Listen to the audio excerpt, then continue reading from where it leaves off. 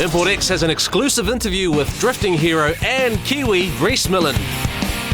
Rhys, how you going? Great, thanks. Good to be home. Well, what are you doing down home?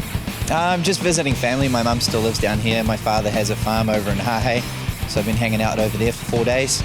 Got a opportunity to go on Sunday down to Pukekohe to check out the D1 Drift Series. It's pretty good, pretty fun. Did you get to go out on the track at all? I did. I actually went for a ride with, I don't want to mess this one up, Fanger Dan. Fanger Dan? Yeah, it took me for a couple of laps. Pretty consistent, pretty quick. How do you think we go here in New Zealand compared to what you do up in the States? I had this conversation with him personally. I think on a qualifying lap, single solo lap, he's got the talent, he's got the speed.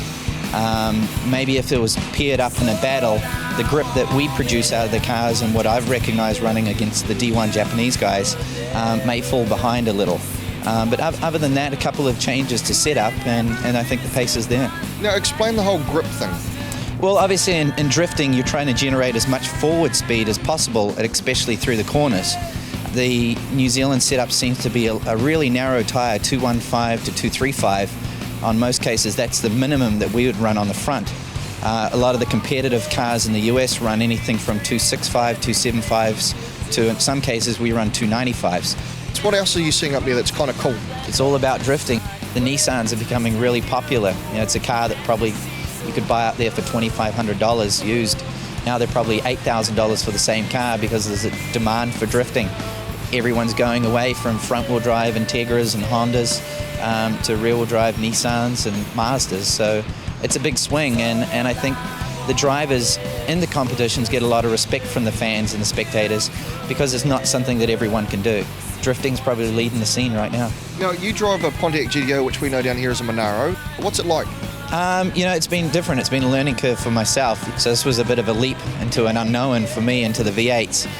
But what we've found rapidly that the V8 produces a lot of torque and it makes it very drivable. I still run a similar rally style of driving in my drift style, left foot braking, and you have a lot of torque from the engine, so you don't have to clutch dip or use the handbrake a lot. You can just drive the car through the corner. Rhys, now we're standing here, this is an 02 S15.